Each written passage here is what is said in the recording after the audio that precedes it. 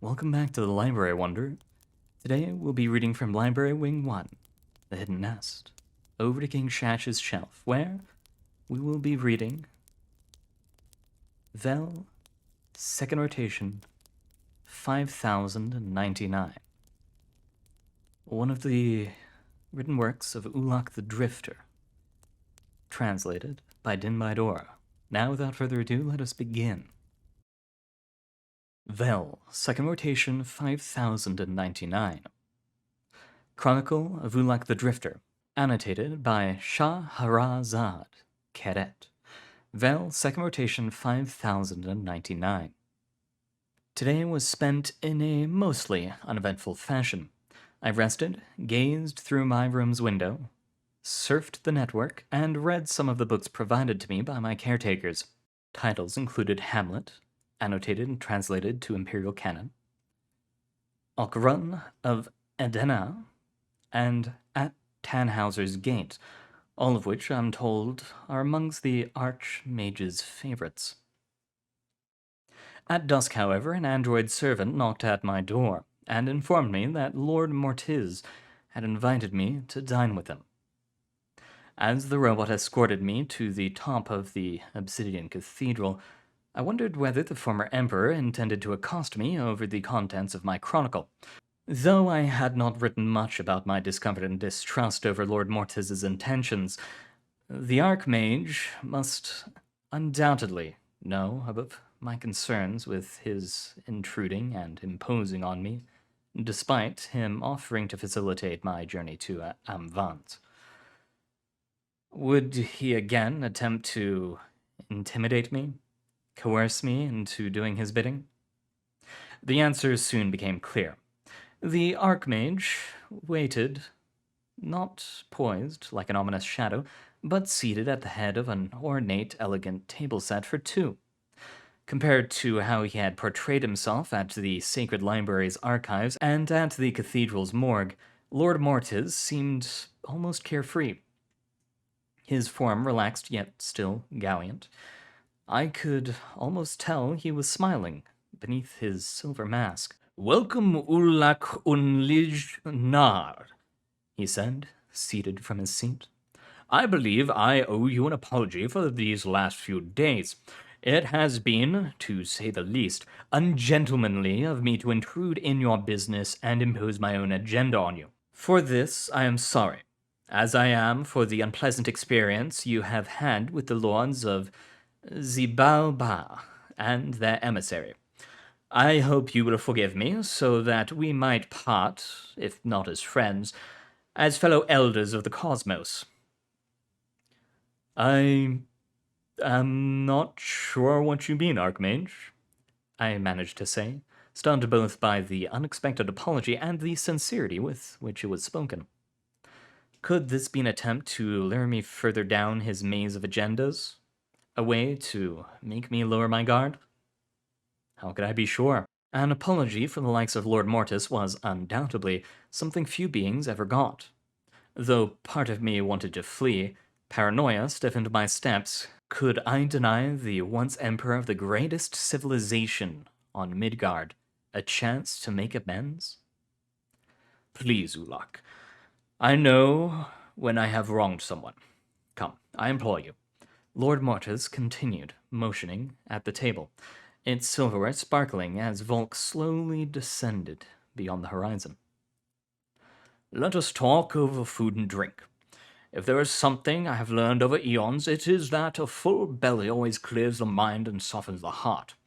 Perhaps by the time our meal is over, you will have found it in yourself to forgive my transgressions."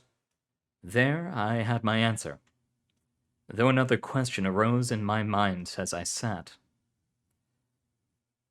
"Will young Zalost be joining us?" I asked, noticing the necromancer's absence.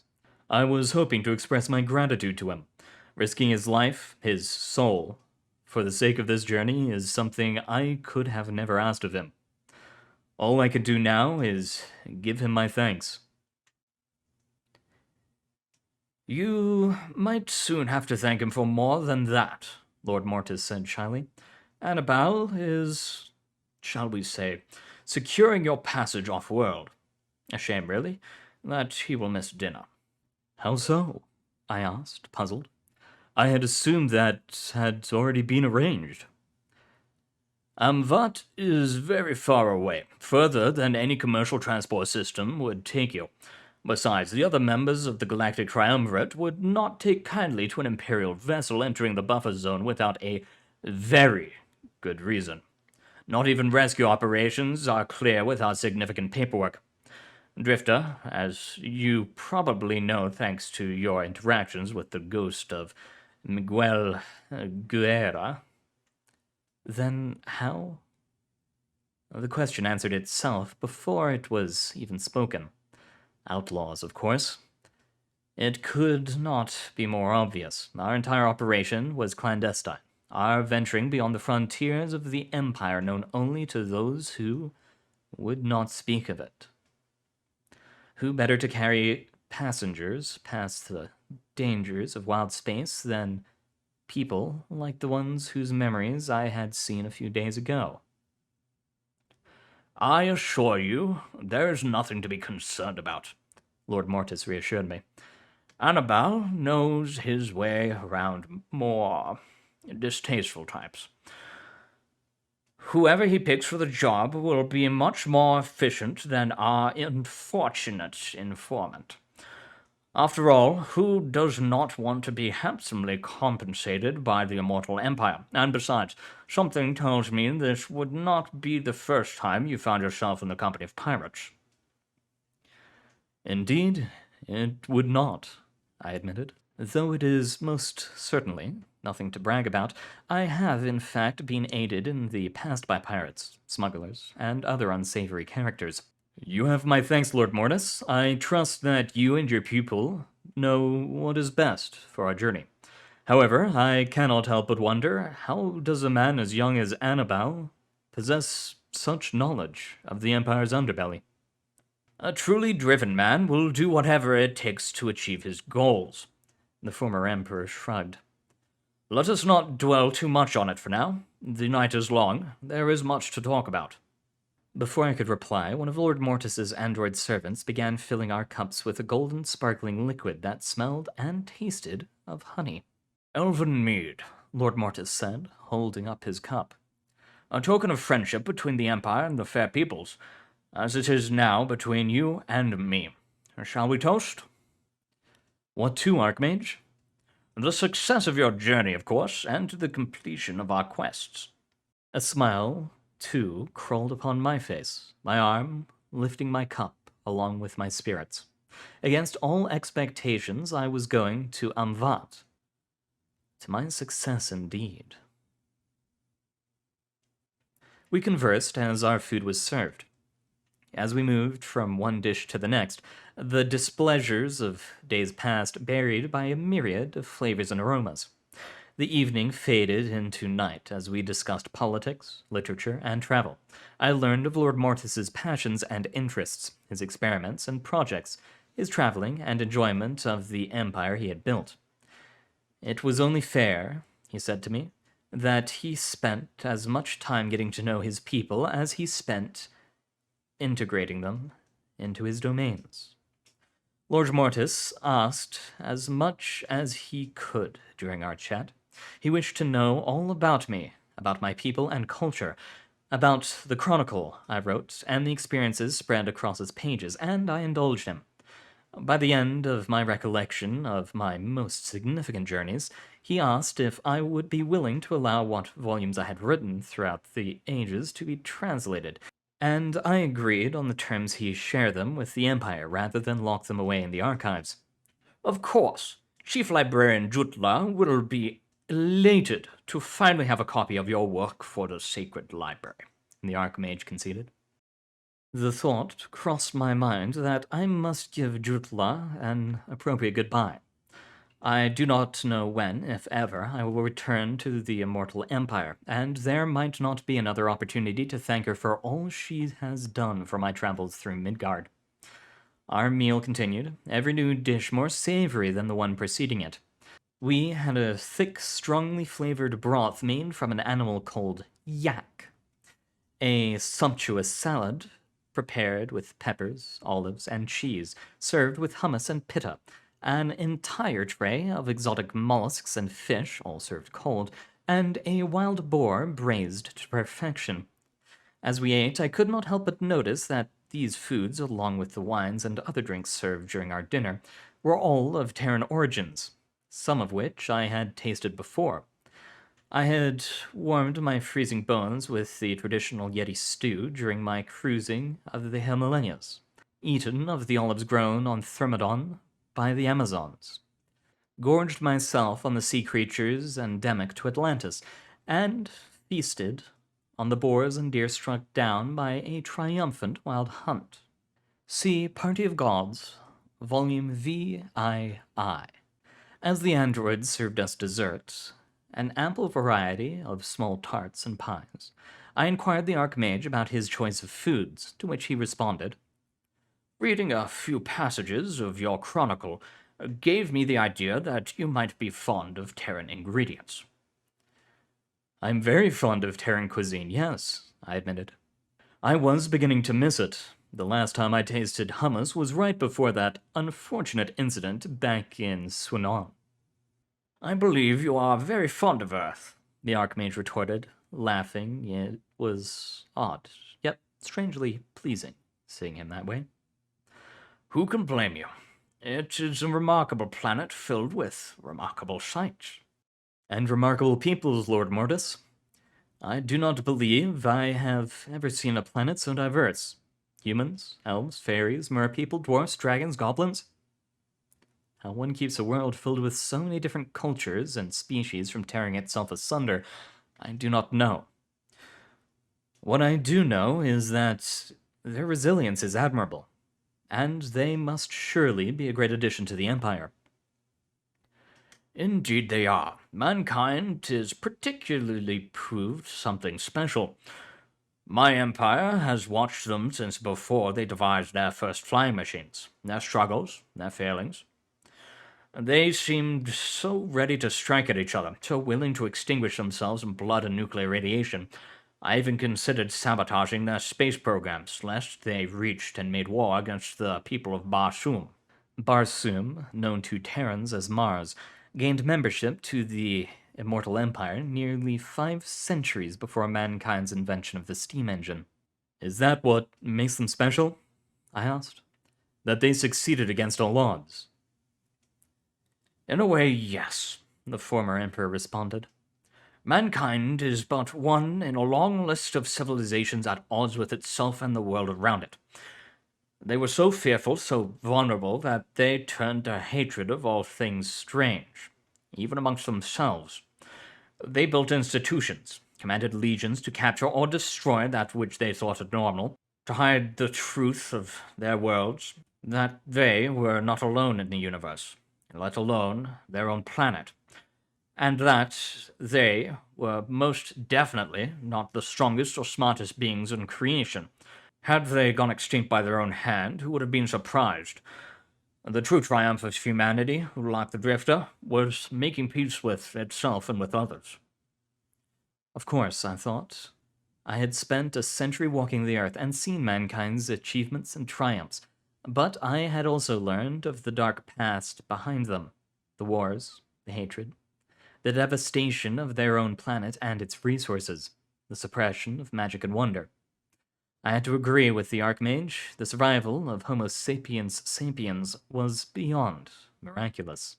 "And yet, here they are," I said, echoing what undoubtedly must have crossed the Archmage's mind time and time again. "It must be difficult managing for such a large empire. Its peoples are so distinct that one cannot help but think what would happen if they feared and mistrusted each other." "That is why the Empire exists, Ulak. To promote peace and cooperation, to offer safety and prosperity. It is an Emperor's duty to care for his people and strive for their well-being, no matter the cost. That is our mission. I know it better than anyone. Leadership is not a privilege, but a burden." "Did it become too much?"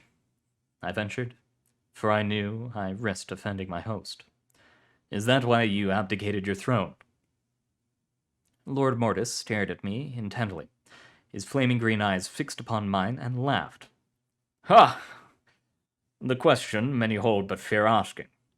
You must understand that I am old, older than the Empire, older than most life.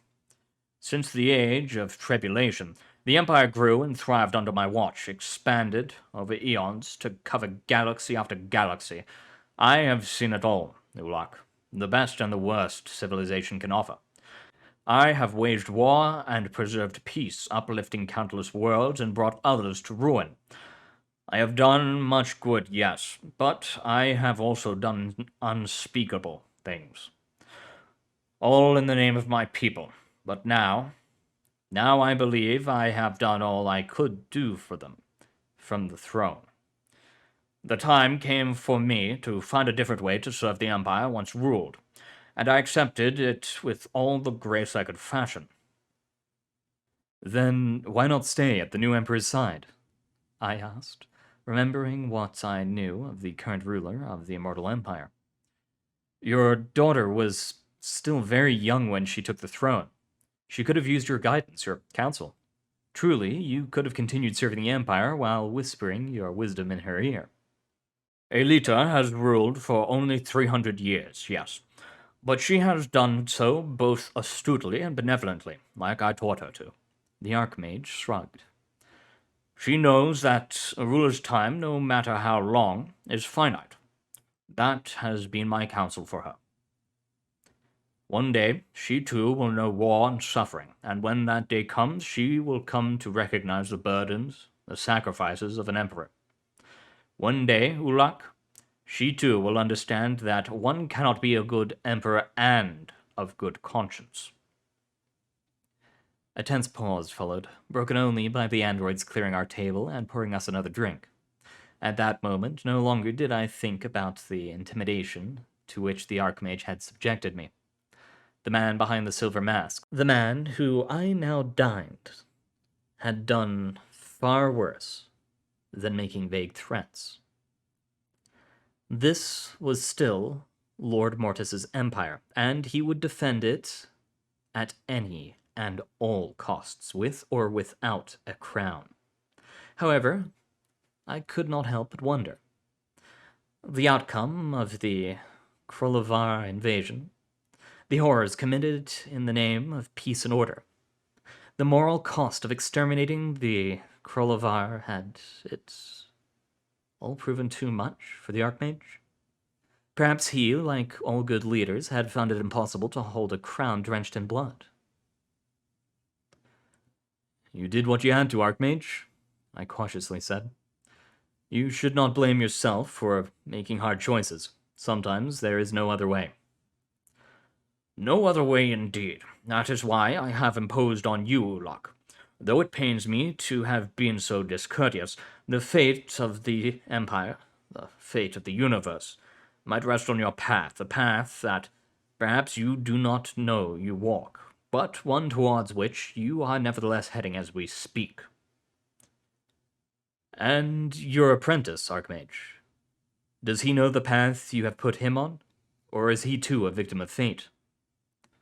Lord Mortis seemed pensive as he answered. Annibal's path is difficult to discern. He is ambitious, yes, and driven. Had I not commanded him to, he would have insisted on joining you regardless. I know nothing that can stop him once he sets his mind towards a goal. Nothing but himself. That tattoo on his back. What is its purpose? Power, the Archmage answered. It is the greatest mark of his will to overcome. The scars of sacrifice in the pursuit of knowledge. And the might that comes with it. I only hope his ambition does not cloud his judgment, else this journey could prove to be his undoing. What do you mean? I asked, puzzled. Are you afraid he will not survive? Lord Mortis, you have only ever spoken praise for your pupil and his skills. Why then... Do not misunderstand me, Ulak, Lord Mortis cut me off.